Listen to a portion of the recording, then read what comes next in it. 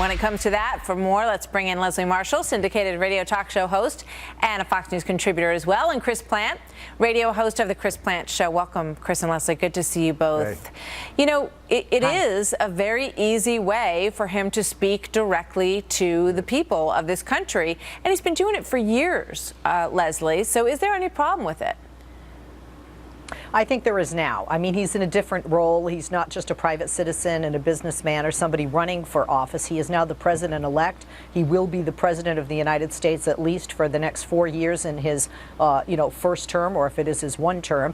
And I think that he needs to be more presidential. What he said is it's a way to get the information out there and quick. The problem is a lot of what presidents say are censored and, quite frankly, if not censored, at least edited by staff that know that you have to have it edited, at least when you look at how small the world is becoming with the internet on an international level. Yeah, but I think people get, Chris, that he communicates in a different way. And how is it any different than the radio address? It just happens to be the most efficient way to get your message out today, and it's what people respond to, and it's worked for him. And I think people do give him a little bit of leeway in terms of maybe going back and fixing something or changing it afterwards.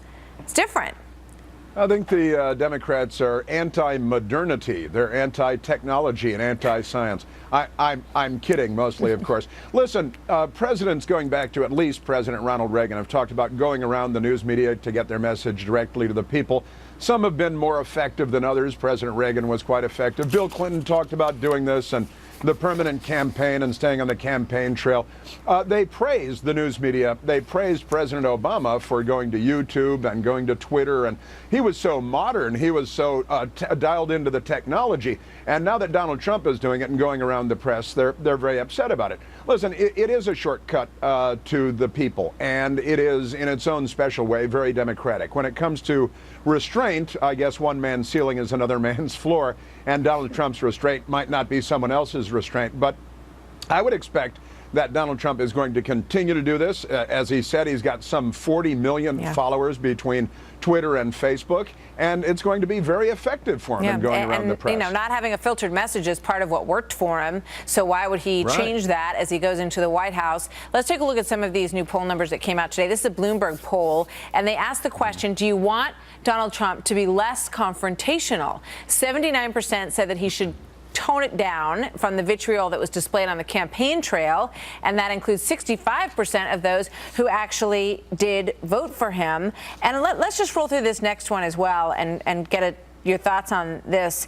In terms of the border wall, the 57%, this is with regard to the promises that he made, 57% do not expect him to deport millions of immigrants living in the United States illegally, and 65% say they don't expect him to actually build a wall on the Mexican border. Chris, let me go to you first on that. I mean, those are things that when he was challenged on both of those things during the campaign, and people said, well, you don't mean a real wall, or you don't mean you're going to kick everyone out, he would say, yes, I do. A big, huge wall with a big, beautiful door in the middle, right? Yeah.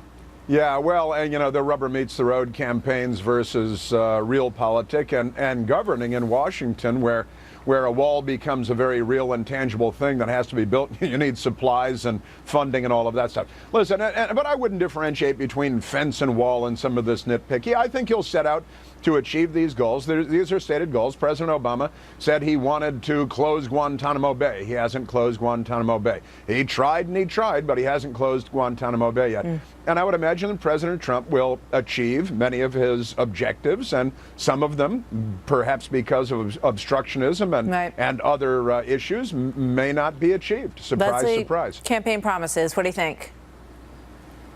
I think they're just that. I think they're campaign promises, and I think politicians, quite frankly, both Democrat and Republican, make promises that some they know they can't keep.